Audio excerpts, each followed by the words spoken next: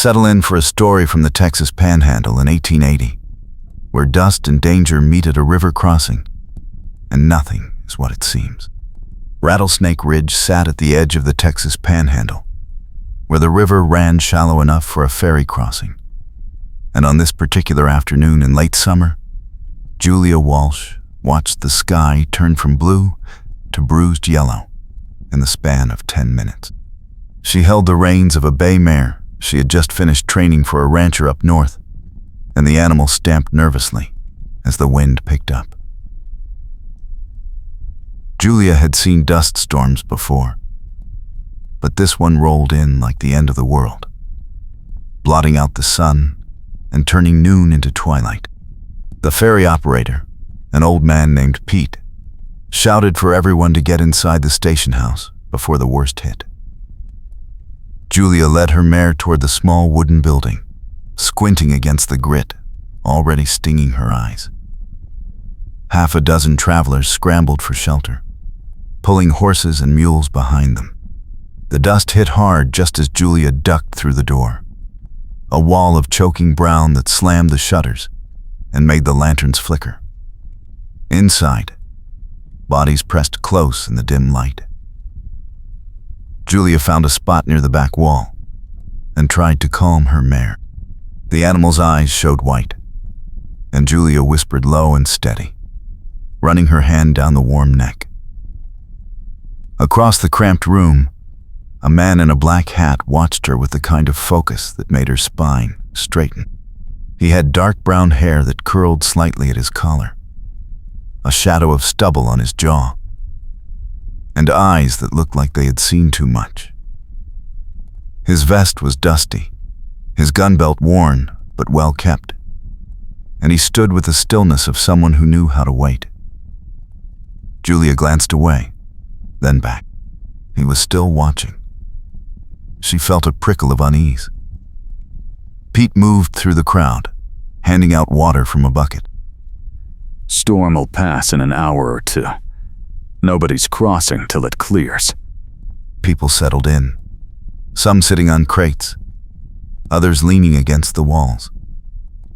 The wind howled outside, and dust seeped through every crack. Julia kept her eyes on her horse, but she could feel the man in the black hat moving closer. When he stopped beside her, she forced herself to stay calm. "You're Julia Walsh." His voice was low, roughened by trail dust and something darker. Julia turned to face him, keeping her hand on the mare's neck. "That's right." "I'm Red Hawkins. I've been tracking you for 3 days." Her stomach dropped. She knew that name. Red Hawkins was a bounty hunter, with a reputation for bringing in his targets alive if he could, dead if he had to. Julia's mind raced. She had done nothing wrong, but she had heard rumors the past week. Whispers in town about a photograph that showed a woman stealing a deed from the land office. A woman who looked like her. "You've got the wrong person." "I've got a photograph plate that says otherwise."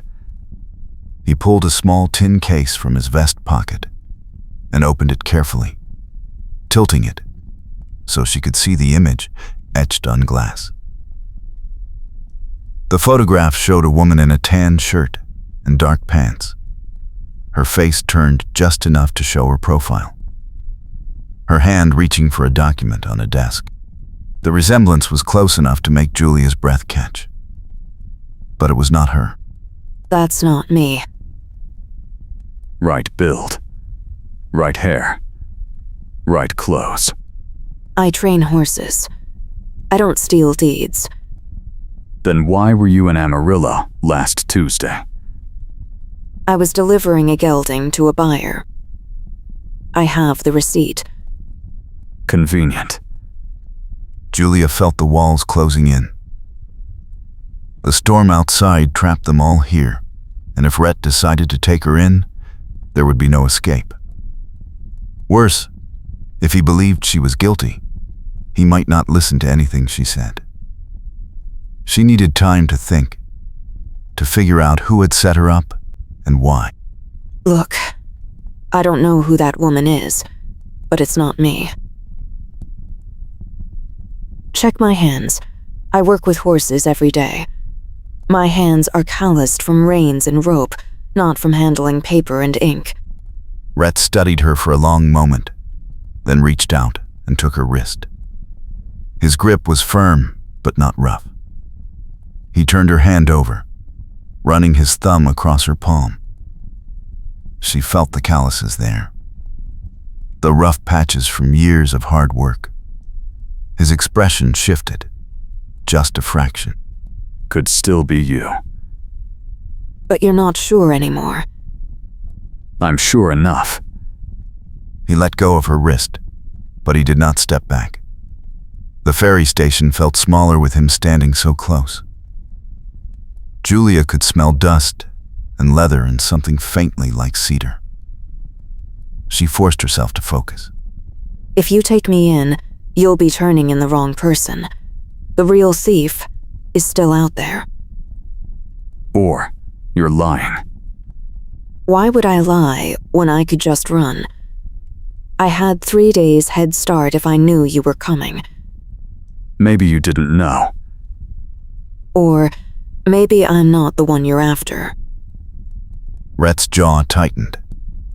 He looked like he wanted to believe her, but years of chasing criminals had taught him not to trust. Julia understood that. She had learned her own lessons about trust the hard way. She had spent the last 5 years building a reputation as a horse trainer, working alone, keeping her distance from people who might get too close. Being mistaken for a thief could destroy everything she had built. Outside, the wind shrieked, and the building shuddered. Someone near the door muttered a prayer. Pete moved through the room again, checking the shutters. Rhett glanced toward the window, then back at Julia. I need a partner for a cattle drive. 15 head, moving them north through Outlaw territory. The pay's good, but it's dangerous. If you help me with that, I'll hold off on bringing you in until I can verify your story. Julia blinked. That was not what she had expected. Why would you do that? Because I need help. And you're here. And because if you run, I'll know you're guilty. And if I don't run? Then maybe you're telling the truth. It was a gamble, but Julia did not have many options. If she refused, he would likely tie her up and drag her to the nearest sheriff as soon as the storm cleared. If she agreed, she would have time to prove her innocence and maybe figure out who had framed her. All right, I'll help with your cattle drive. But after that, you help me find out who really stole that deed. Deal. He held out his hand, and she shook it. His palm was warm and rough, and the handshake lasted a beat longer than necessary. When he let go, Julia felt the absence of his touch, like a cold wind. The storm raged for 2 hours. Julia sat on a crate near Rhett, and they spoke in low voices about the cattle drive. He explained that the cattle belonged to a widow whose husband had been killed by bandits. She needed the herd moved to market before she lost her land, but no one in town would help because the route went through territory controlled by the Garrett gang. Rhett had agreed to move the cattle for half the sale price, but he could not do it alone. Julia listened, and she felt a reluctant respect for the man. He was risking his life to help a stranger, and that said something about his character. She asked him why he had become a bounty hunter. He was quiet for a long moment, staring at the lantern flame. I was a lawman once, deputy in a town west of here. My partner and I went after a gang that had robbed the bank. They ambushed us. He died, and I didn't. After that, I couldn't wear the badge anymore, but I still wanted to bring in the bad ones. His voice was flat, but Julia heard the pain beneath it. She wanted to reach out, to touch his arm, but she kept her hands in her lap. I'm sorry. Long time ago.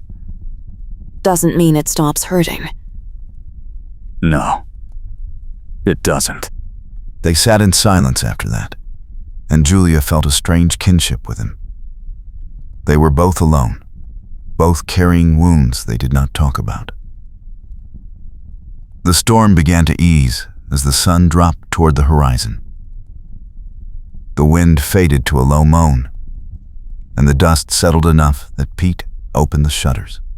The air outside was thick and golden, the light filtering through the haze like honey.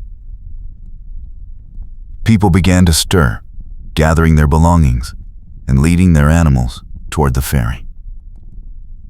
Rhett stood and offered Julia his hand.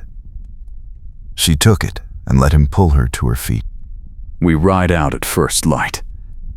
Meet me at the widow's ranch, 2 miles north of here. I'll be there. He nodded and turned to leave, but Julia stopped him with a hand on his arm. Rhett. Thank you for giving me a chance. Don't thank me yet.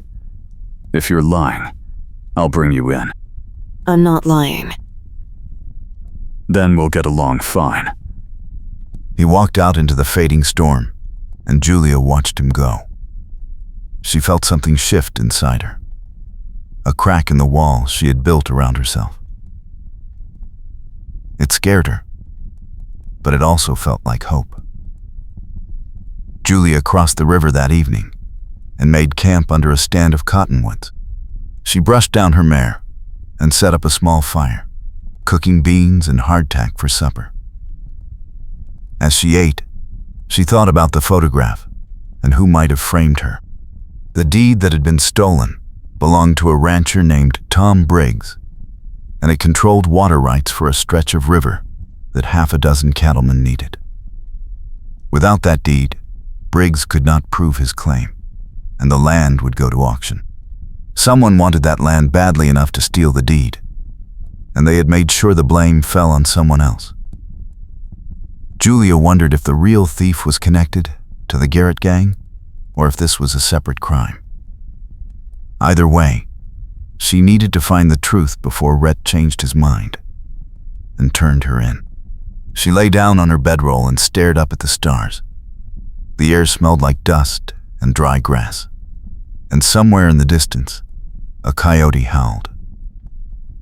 Julia closed her eyes and tried to sleep, but her mind kept circling back to Rhett Hawkins and the way his hand had felt in hers.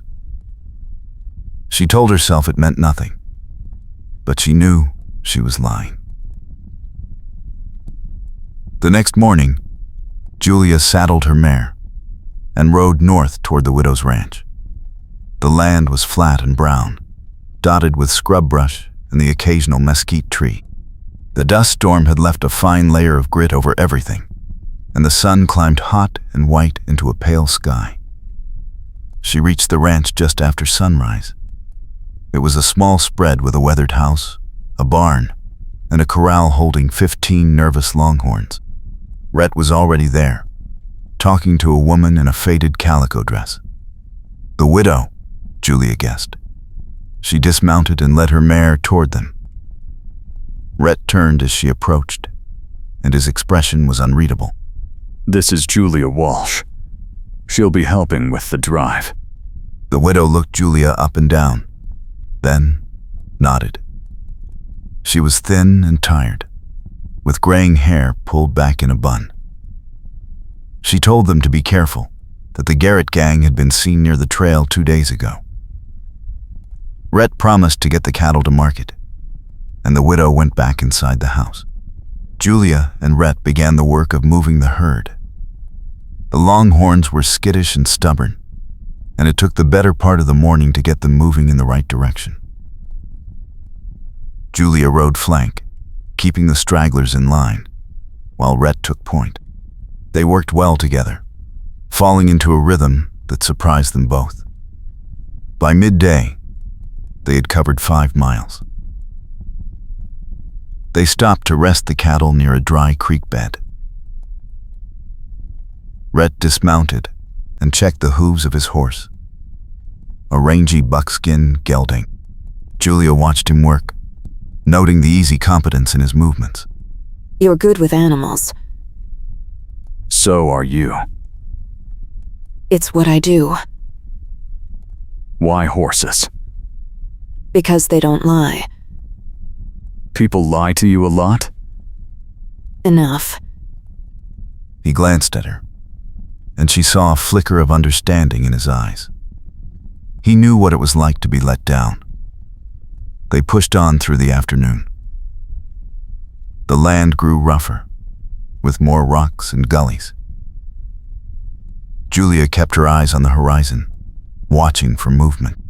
The Garrett gang was known for hitting cattle drives, stealing the herd, and killing anyone who got in their way. She wondered if Rhett was worried, but his face gave nothing away.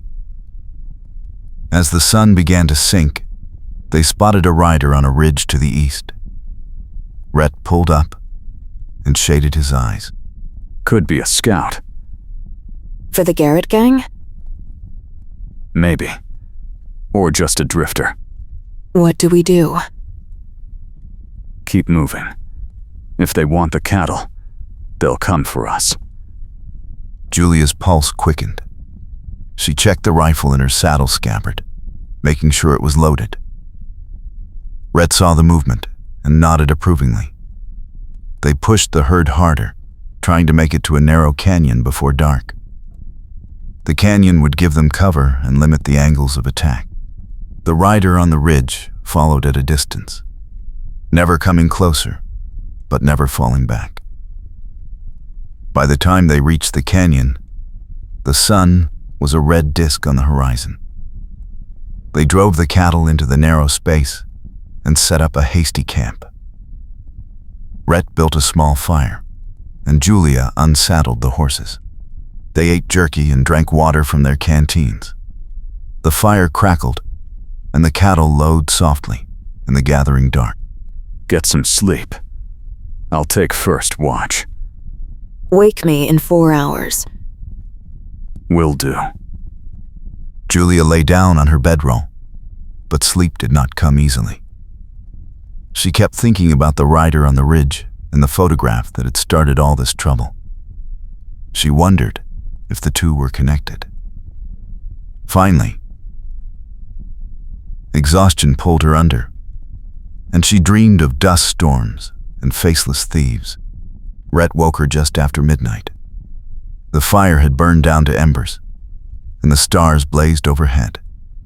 Julia sat up and rubbed her eyes. Anything?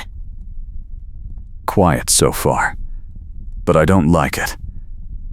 Me neither. Get some rest. He lay down on his bedroll, and within minutes, his breathing evened out. Julia sat with her rifle across her knees and watched the canyon mouth. The night was still. The only sounds the soft breathing of the cattle and the occasional rustle of a night bird. She thought about Rhett, about the way he had looked at her when they shook hands, about the roughness of his voice when he talked about his dead partner. She told herself not to get attached, but it was too late. She was already halfway there. An hour before dawn, she heard the sound of hooves on rock. Julia's head snapped up, and she saw 3 riders moving toward the canyon mouth. She reached over and shook Rhett's shoulder. He woke instantly, hand going to his gun. Company. How many? 3. Could be more behind them. Rhett stood and moved to the edge of the firelight. Julia joined him, and they watched as the riders approached. The lead rider was a tall man with a pale Stetson and a long coat.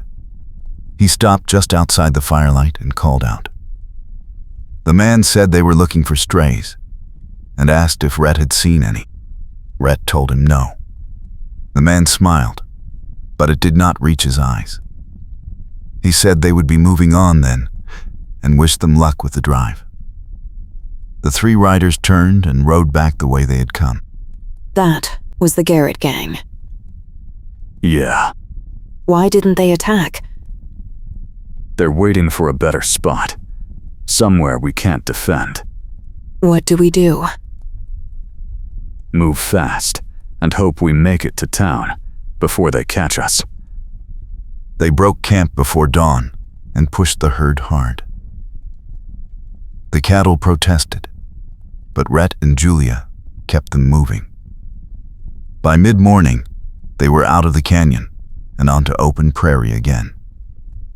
The town was still 10 miles away. Julia rode with her rifle across her saddle, scanning the horizon. She saw dust rising to the south and knew the gang was following. Rhett saw it too.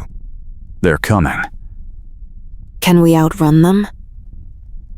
Not with the cattle. Then we fight. You ever been in a gunfight? No. Stay behind cover. Aim before you shoot. And don't hesitate. I won't. The gang closed in fast, 6 riders this time. They spread out in a line and came at a gallop.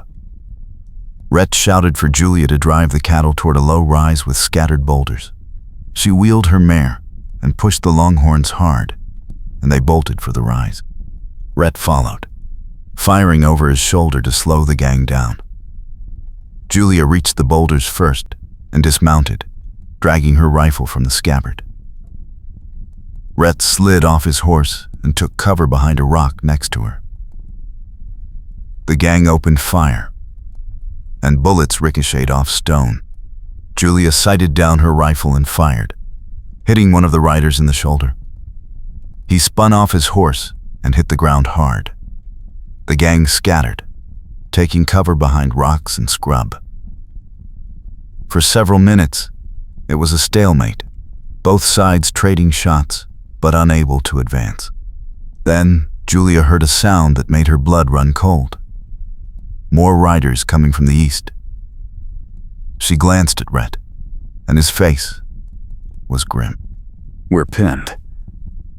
How many more? Don't know. But then, the new riders topped the rise, and Julia saw the glint of badges. It was a posse, led by a man in a brown hat with a star on his vest. The Garrett gang saw them too, and broke off, riding hard to the south. The posse gave chase, leaving Rhett and Julia alone with the cattle. They stood slowly, lowering their rifles. The man in the brown hat circled back and rode toward them. He introduced himself as Deputy Tom Harris from the town of Clayton. He said they had been tracking the Garrett gang for 2 days and had spotted the dust from the cattle drive. He asked if they were all right. Rhett nodded and thanked him.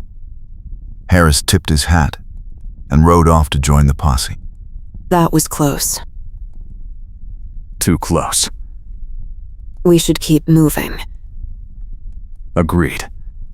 They reached Clayton by late afternoon. The town was small but bustling, with a main street lined with shops and saloons. Rhett led the cattle to the stockyard, and the buyer inspected them quickly before handing over payment. The widow would get her money, and Rhett would get his share. Julia waited outside the stockyard office while Rhett settled accounts. When he came out, he looked tired but satisfied. That's done. Now we figure out who framed you. Where do we start? With the sheriff. If someone stole that deed, he'll have a report. They walked to the sheriff's office, a squat building at the end of the street. Inside, they found a heavyset man with a badge sitting behind a desk. Rhett asked about the stolen deed, and the sheriff pulled out a file. He explained that the deed had been taken from the land office in Amarillo, and a photograph showed a woman in the act. The sheriff's name was Grady. and he said the investigation was ongoing. Rhett showed him the photograph plate, and Grady studied it. Do you know who the woman is? Grady shook his head. He said the face was not clear enough for a positive identification. Rhett glanced at Julia, and she saw doubt flicker in his eyes. She stepped forward. That's not me. I can prove it. I have a receipt from a buyer in Amarillo showing I was delivering a horse the day that photograph was taken. The timestamp doesn't match. Grady took the receipt and compared it to the file. After a long moment, he nodded. She's right. The photograph was taken at 10 in the morning. The receipt shows she was at the buyer's ranch at that time, 15 miles away. Rhett exhaled slowly. Julia saw relief in his face, and something else. Trust. Then who is the woman in the photograph? Grady said he did not know, but he had a theory.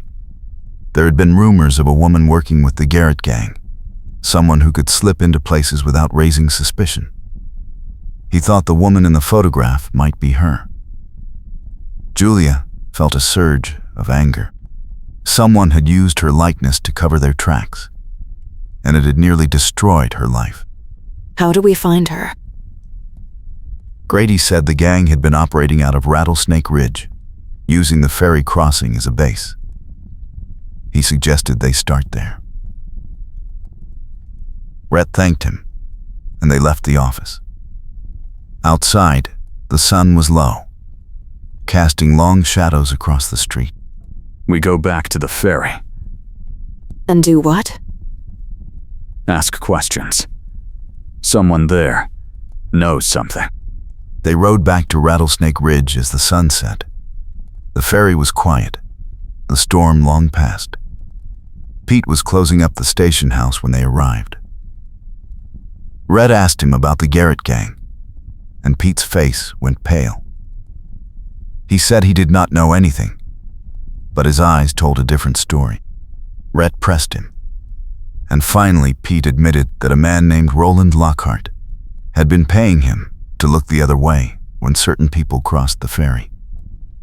Lockhart ran the stagecoach line and had connections all over the territory. Pete said Lockhart had been seen with a woman who matched the description in the photograph. Where can we find Lockhart? Pete said Lockhart had an office in town, above the general store. Rhett and Julia thanked him and rode into Rattlesnake Ridge. The town was small, just a handful of buildings clustered around a dusty square. The general store was dark, but a light burned in the window above. Rhett dismounted and told Julia to wait. She shook her head. I'm coming with you. It could be dangerous. I don't care. This is my life he tried to ruin. All right. Stay close. They climbed the narrow stairs at the side of the building. Rhett knocked on the door, and a voice told them to come in. They entered a small office with a desk, a chair, and a filing cabinet. Roland Lockhart sat behind the desk, a soft-spoken man in his 50s with thinning hair and a pleasant smile. He asked what he could do for them. Rhett pulled out the photograph plate and set it on the desk. Tell us about this. Lockhart glanced at the photograph, and his smile did not waver. He said he had no idea what they were talking about.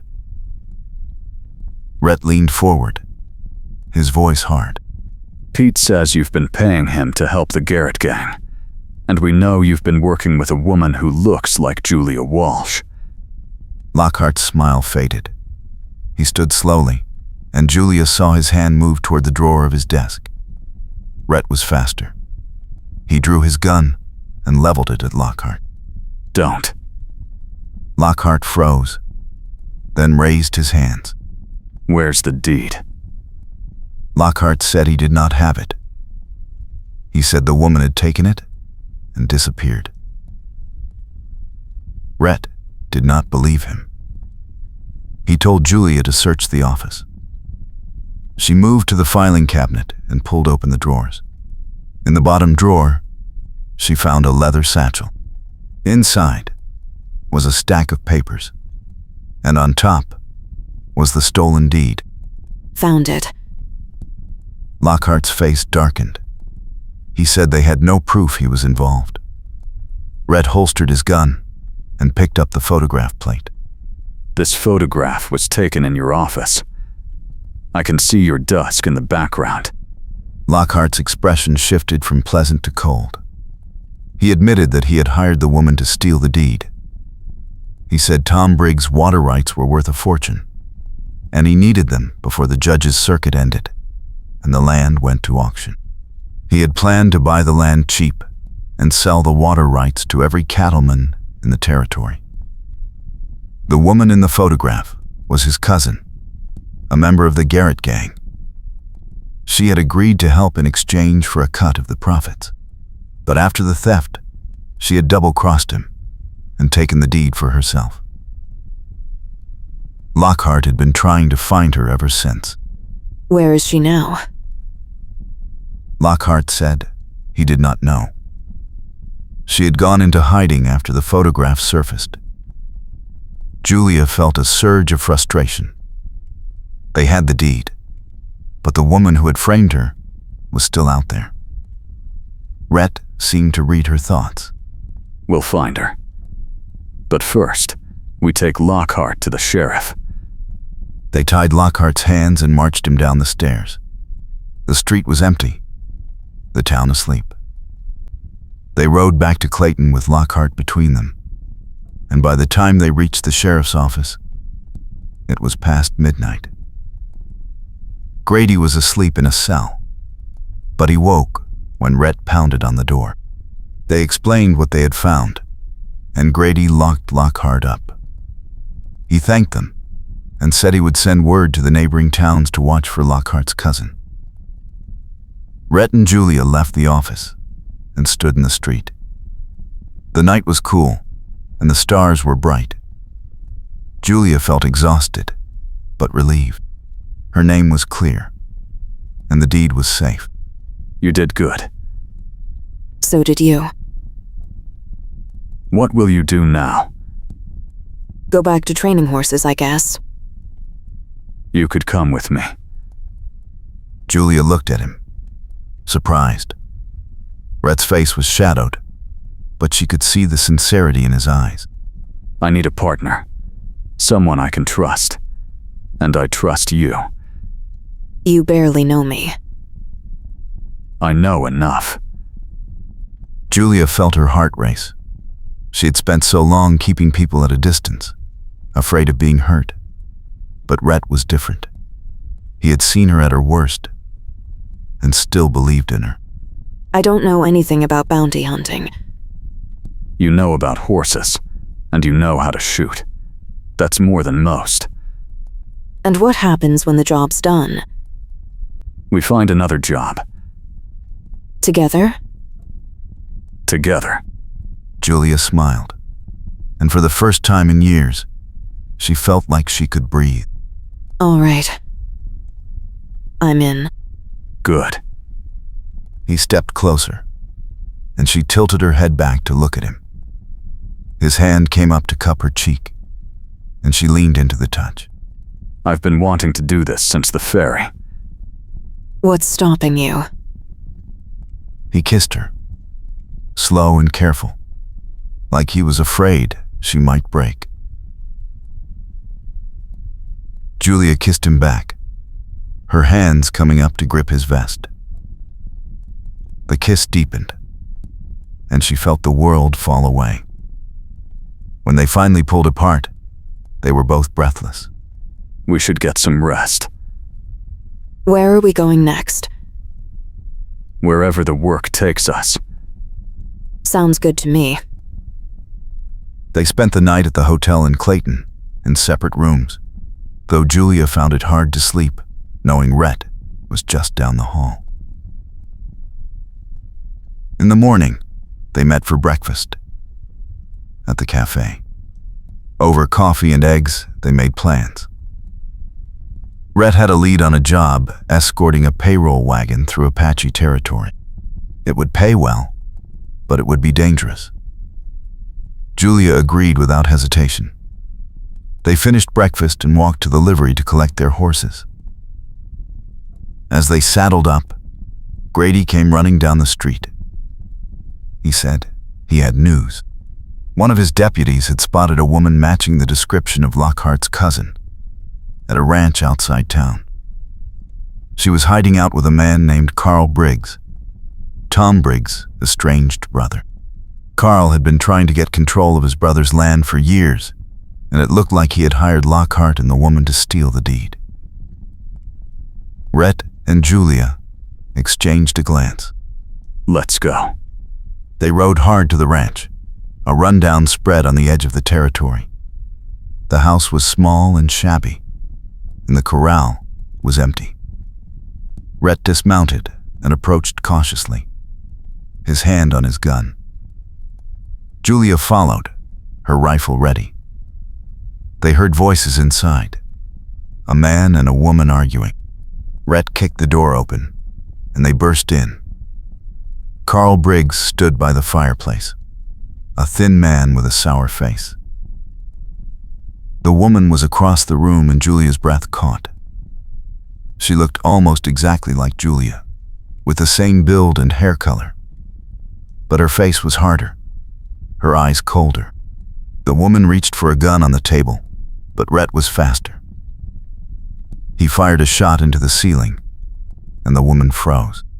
Don't move. Carl raised his hands, stammering that it was all the woman's idea. She glared at him, then at Rhett and Julia. Why did you frame me? The woman laughed, a bitter sound. She said it was nothing personal. She needed a scapegoat, and Julia had been in the right place at the right time. She said she had watched Julia for a week, learning her habits, and then she had dressed like her and staged the photograph. It was supposed to be simple. Steal the deed, frame Julia, and disappear. But Lockhart had gotten greedy, and everything had fallen apart. You're coming with us. The woman lunged for the gun again, and this time, Julia was ready. She swung her rifle and knocked the woman to the ground. Rhett tied her hands while Julia kept her rifle trained on Carl. They marched both prisoners outside and loaded them onto their horses. By the time they got back to Clayton, a crowd had gathered. Grady took custody of the prisoners and promised they would face trial. Tom Briggs arrived and thanked them for recovering the deed. He said he would make sure the widow got the money from the cattle sale, and he offered to pay Rhett and Julia for their trouble. Rhett declined, saying the satisfaction was enough. As the crowd dispersed, Rhett and Julia led their horses toward the edge of town. The sun was high, and the day was warm. They stopped at the river, the same place where the ferry crossed. The water was low and slow, reflecting the blue sky. Rhett dismounted and helped Julia down. They stood at the riverbank, looking back at the town. You know, when I first saw you at the ferry, I thought you were just another criminal. And now? Now I know better. You're brave, and you're honest, and you're the best partner I could ask for. I was terrified that day. I thought you were going to drag me to jail. I almost did. What changed your mind? Your hands. When I felt the calluses, I knew you were telling the truth. And then, I got to know you. And I realized I didn't want to let you go. I'm glad you didn't. She turned to face him, and he cupped her face in his hand. I'm falling for you, Julia Walsh. I'm already there, Rhett Hawkins. He kissed her again, and this time it was not careful or tentative. It was deep and sure, a promise of more to come. When they pulled apart, they were both smiling. So, partner, what do you say we get started on that payroll job? I say, let's ride. They mounted their horses and turned north, toward the horizon. The town of Clayton faded behind them, and ahead lay open country, danger, and a future they would build together. Julia felt free for the first time in years. She had been mistaken for someone else, trapped in a storm, accused of a crime she did not commit. But she had found something she had not expected.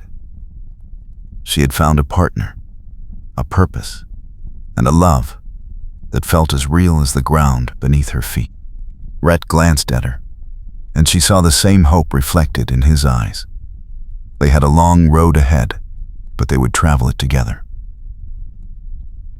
And that was all that mattered. The payroll job took them into rough country, and the days were long and hard. They faced bandits, harsh weather, and the constant threat of ambush. But they faced it together, and with each challenge, their bond grew stronger. Julia learned the skills of a bounty hunter, and Rhett learned to trust again.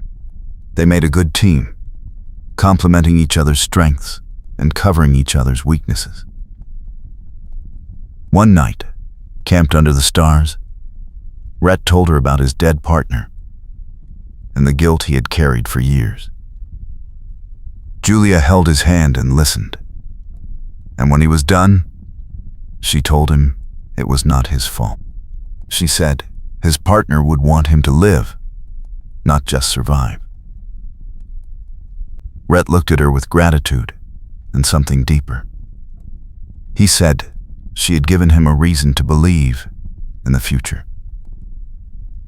They delivered the payroll without incident and collected their payment. With the money, they bought supplies and planned their next job. Julia wrote a letter to the widow, thanking her for the opportunity and telling her the cattle drive had changed her life. She did not go into details, but she hoped the widow understood. As the weeks turned into months, Julia and Rhett became known as a formidable team. They took on jobs others would not touch, and they always got the job done. They were fair and honest, and people trusted them. But more than that, they trusted each other. One evening, after a long day on the trail, they stopped to water their horses at a creek. The sun was setting, painting the sky in shades of orange and pink. Rhett turned to Julia, and his expression was serious. I want to ask you something. What is it? I want to know if you'll stay with me. Not just as a partner, but as something more. Like what? Like my wife. Julia's heart skipped a beat. She had not expected this, but she realized she had been hoping for it. Are you asking me to marry you? Yeah. I know it's fast, and I know we've only been together a few months, but I've never been more sure of anything in my life. Yes. Yes? She and the warned Randant Rekthing, one souter said, they were place at the time. The warned the wind stas but that we year in Luch coims. Or yes, with a lost lots mark Pogan. Yes, the waist bone frest in the teaching nine ties. The head had barred fire. They called it fire. The wind finally was pay for a Christ it's walking. Yes. I'll marry you. He pulled her into his arms and kissed her, and Julia felt tears sting her eyes. She had spent so long alone, afraid to let anyone in. But Rhett had broken through her walls, and she was grateful. They were married a week later in a small chapel in a town called Silver Creek. The ceremony was simple, with just a handful of witnesses. But it was perfect. Julia wore a plain dress, and Rhett wore his best vest. They exchanged vows, and when the preacher pronounced them husband and wife, Rhett kissed her with all the love he had been holding back. After the wedding, they rode back to Rattlesnake Ridge. Julia wanted to see the place where their story had begun. They arrived at the ferry crossing just as the sun was setting. The river was calm, and the air was still. They dismounted and walked to the riverbank. This is where it all started. Hard to believe. I was so scared that day. I was too. I didn't know if I could trust you. And now? Now I know. I can trust you. With my life. They stood together, looking out at the river. Behind them, the town of Rattlesnake Ridge was quiet, the lights beginning to flicker on as the day faded. Julia leaned against Rhett, and he wrapped his arm around her. Do you ever think about what would have happened if we hadn't met? All the time. I would still be alone. So would I. I'm glad we found each other. Me too. They stayed there until the stars came out, speaking the truth out loud at last. They had been through danger and doubt, but they had come through it together. They were partners, lovers, husband and wife. And they were home. The next morning, they woke early and rode out of Rattlesnake Ridge. They had a new job, waiting in Abilene, escorting a shipment of gold through hostile territory. It would be dangerous, but they were ready. As they rode, Julia thought about how much her life had changed. 6 months ago, she had been alone, working with horses and keeping to herself. Now she was married to a man she loved, and she was doing work that mattered. She glanced at Rhett, and he smiled at her. What are you thinking about? How lucky I am. I'm the lucky one. We both are. They reached Abilene 2 days later and met with the client, a banker named Harrison Wells. He was a nervous man with thinning hair and a habit of wringing his hands. He explained that the gold shipment was worth $20,000 and that bandits had been hitting shipments all over the territory. He needed someone he could trust, and he had heard good things about Rhett and Julia. Rhett asked about the route, and Wells spread a map on the table. The shipment would travel from Abilene to Fort Worth, a journey of about 2 weeks. The most dangerous stretch was through a canyon called Devil's Pass, where bandits often set up ambushes. Rhett studied the map and asked if there were any alternate routes. Wells said there were, but they would add several days to the journey, and the client was on a tight schedule. Julia leaned over the map and pointed to a spot just before the canyon. She said they could camp there and scout ahead before committing to the pass. If they saw signs of trouble, they could double back and take the longer route. Rhett nodded, and Wells agreed. They shook hands, and the deal was done. They would leave in the morning. That night, they stayed at a hotel in Abilene. Julia took a bath and washed the trail dust from her hair. When she came out, Rhett was sitting on the bed, cleaning his guns. He looked up and smiled. You look beautiful. Flattery will get you everywhere. Good to know. She sat beside him and watched as he worked. His hands were steady and sure, and she felt a surge of affection. Are you worried about the job? A little. Devil's Pass is a bad place. We'll be careful. I know, but I can't help thinking about what could go wrong. We faced worse. Yeah, but now I have more to lose. She took his hand, and squeezed it. We'll be fine. We're a team. Remember? Yeah, a team. They spent the rest of the evening talking and planning. By the time they went to sleep, Julia felt confident. They had a good plan, and they had each other. That was enough. The next morning, they met Wells at the bank and loaded the gold onto a reinforced wagon. The wagon had iron plating and a heavy lock, and it was pulled by 4 strong horses. Rhett drove, and Julia rode alongside on her horse, her rifle across her lap. They left Abilene as the sun rose, and the town quickly disappeared behind them.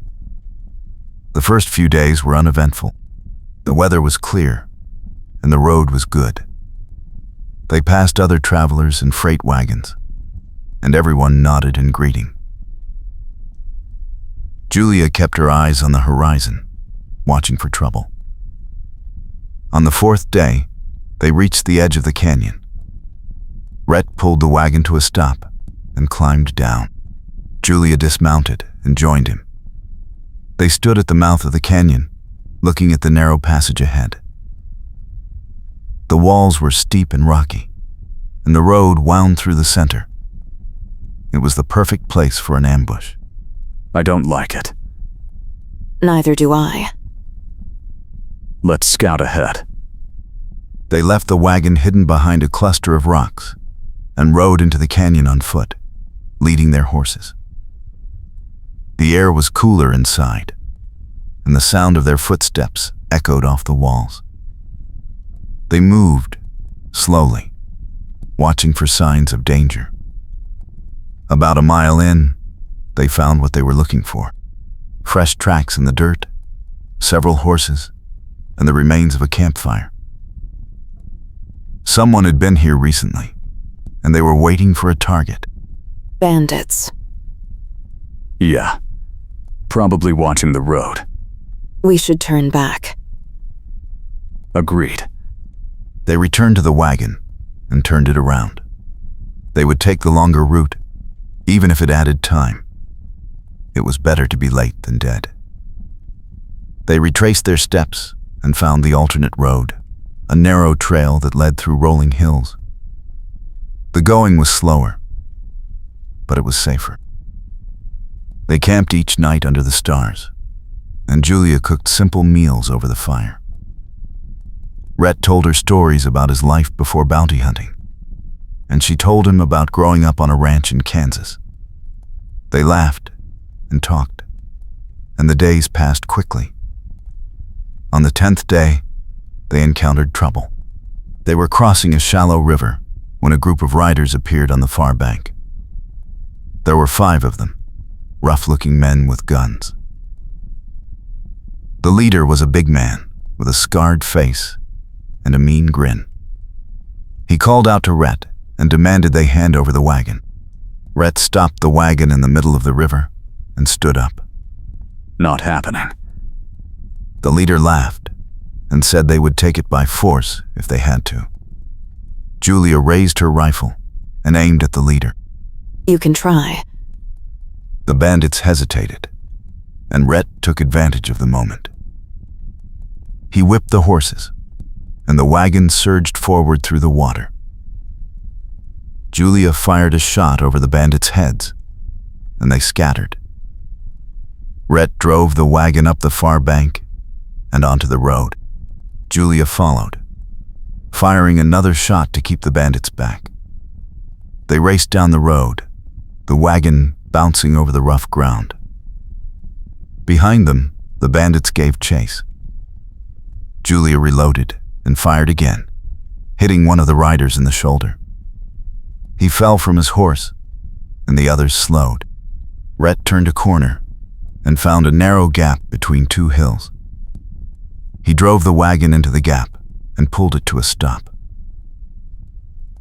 Julia dismounted and took cover behind a rock. The bandits came around the corner, and she fired. Another rider fell. The remaining 3 turned and fled. You okay? Yeah. You? Fine. Let's keep moving. They continued on, and by nightfall, they were well away from the bandits. They camped in a small clearing, and Rhett checked the wagon. The gold was intact. Julia cooked dinner, and they ate in silence, both too tired to talk. The next morning, they reached Fort Worth. The client was waiting at the bank, a wealthy merchant named Clayton Hughes. He inspected the gold and counted it carefully. When he was satisfied, he paid them in full and thanked them for their service. Rhett and Julia left the bank and walked to the hotel. They had earned a good amount of money, and they decided to take a few days off before their next job. That night, they had dinner at a restaurant and celebrated their success. Julia wore a new dress she had bought, and Rhett wore a clean shirt. They talked and laughed, and for a little while, they forgot about the dangers they faced every day. I've been thinking. About what? Maybe we should settle down somewhere. Buy a ranch. Raise some horses. You'd get bored. Maybe. But I'd have you. And that's enough. I like the idea. But not yet. I'm not ready to stop. Fair enough. Someday, though. Someday. They finished dinner and walked back to the hotel. The streets were quiet, and the stars were bright overhead. Julia felt content. She had found a life she loved, and she had found a man who loved her. The future was uncertain, but she was not afraid. They had faced danger together, and they had come through it stronger, and they would face whatever came next the same way, side by side. The next few months brought more jobs and more adventures. They escorted cattle drives, guarded stagecoaches, and tracked down outlaws. Each job brought its own challenges, but they faced them together. Julia became known as one of the best shots in the territory, and Rhett's reputation as a fair and honorable man grew. They saved their money and talked about the future. One evening, after completing a job in Austin, they received a telegram from Wells in Abilene. He had another shipment that needed protection, and he was willing to pay double their usual rate. The catch was that the shipment had to reach Denver in 3 weeks, and the route was through some of the most dangerous territory in the West. Rhett read the telegram and looked at Julia. What do you think? It's a lot of money. It's also a lot of risk. We've handled worse. Have we? Probably not. But I trust you. And you trust me. That's all we need. All right. Let's do it. They sent a reply to Wells accepting the job and made arrangements to leave the next day.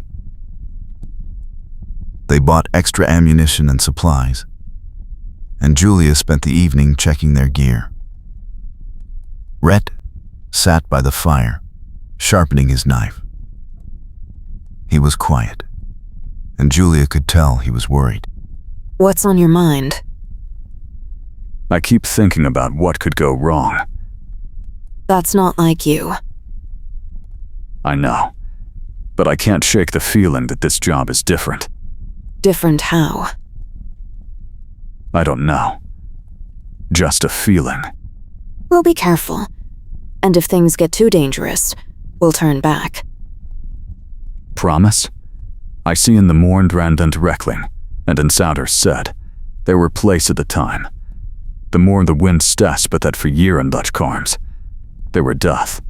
The lost lod spark, again. Promise? To the waist bowing freshed in the teaching dine tice. The head had barred fire. I called it fire, but my finally was pay for a cry situation. Promise. They left for Abilene the next morning and arrived 3 days later. Wells met them at the bank and explained the details. The shipment was a collection of rare gold coins worth $50,000. The client was a wealthy collector in Denver who had purchased them from an estate sale. The coins were packed in a small chest, and the chest would be hidden in a false compartment under the wagon. Wells gave them a map and a list of towns where they could resupply. He also warned them that several outlaw gangs were operating along the route, and they should be prepared for trouble. Rhett studied the map and asked about the most dangerous stretches. Wells pointed to a section near the Colorado border, a remote area with few towns and little law. We'll need to move fast through there. Agreed. No camping in the open. We'll find cover each night and keep a low profile. Wells nodded and handed them an advance payment. They shook hands and left to prepare the wagon. That night, they stayed at the same hotel where they had stayed before. Julia could not sleep, and she got up and walked to the window. The streets were empty, and the moon was bright. Rhett came up behind her and wrapped his arms around her waist. Can't sleep? Too much on my mind. Me too. Are we doing the right thing? I think so. We need the money if we're going to buy that ranch. Is that really what you want? Yeah. I want a place where we can be together without always looking over our shoulders. I want that too. Then we do this job, and we're one step closer. They stood together in the moonlight, holding each other. Julia felt her fears ease. They had each other, and that was what mattered. The next morning, they loaded the wagon and left Abilene. The first week went smoothly. They passed through several towns and resupplied as needed. The weather was good, and the road was clear. But as they approached the Colorado border, the landscape changed. The hills became steeper, and the trees grew thicker. The towns were fewer and farther between. On the 8th day, they were ambushed. They were crossing a narrow bridge when gunfire erupted from both sides.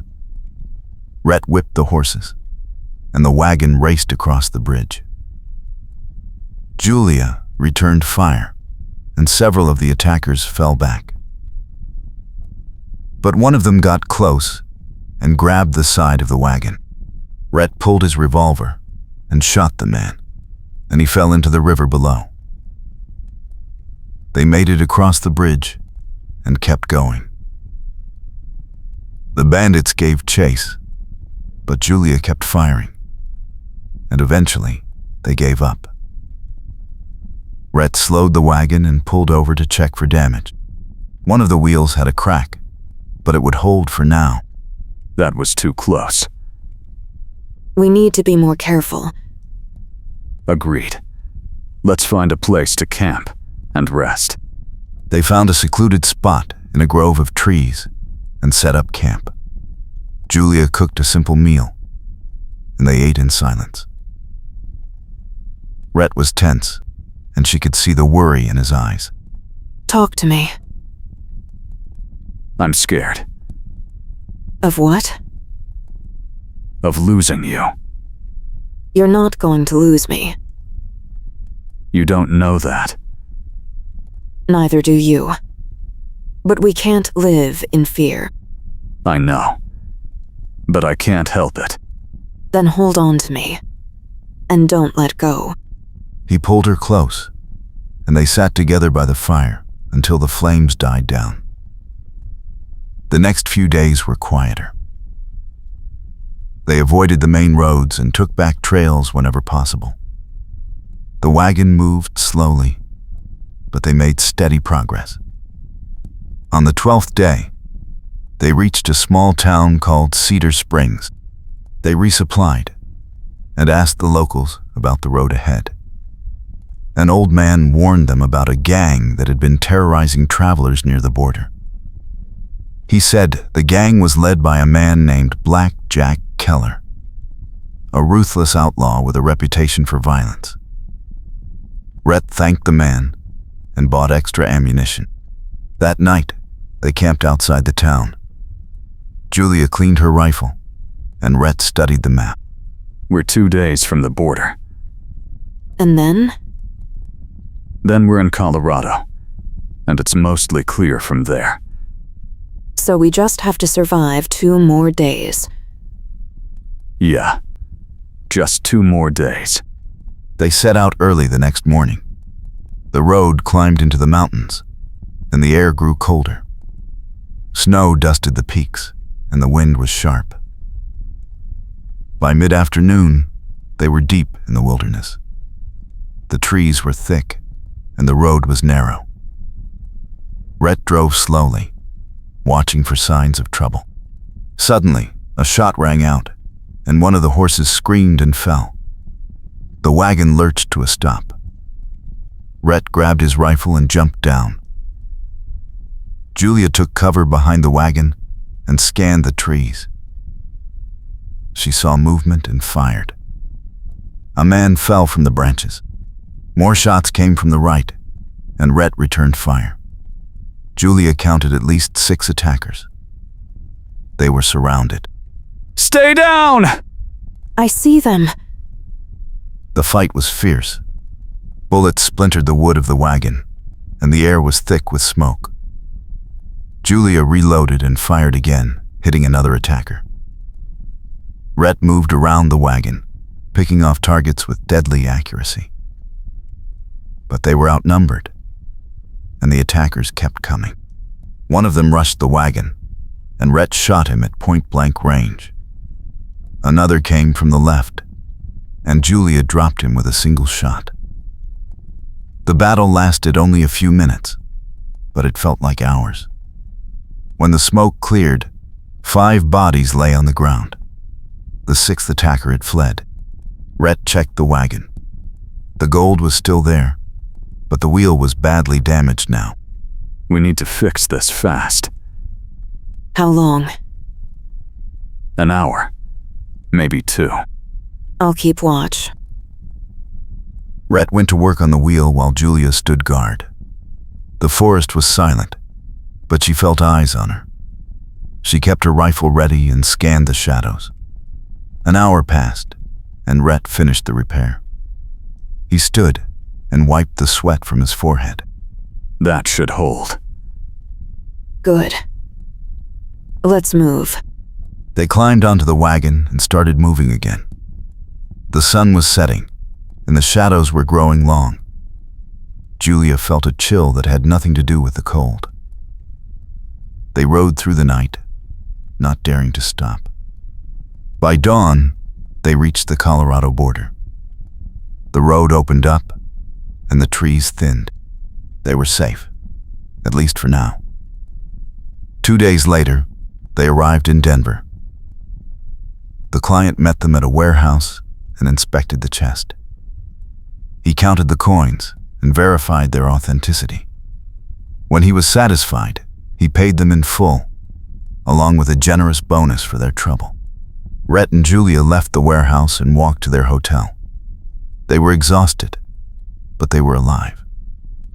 And they had the money they needed. That night, they celebrated with a fine dinner and a bottle of wine. Rhett raised his glass. To us. To us. They clinked glasses and drank. Julia looked at Rhett, and she felt a surge of love. They had been through hell together, but they had made it. And they were stronger for it. The next day, they found a ranch for sale outside Denver. It was a modest property, with a small house, a barn, and enough land for horses.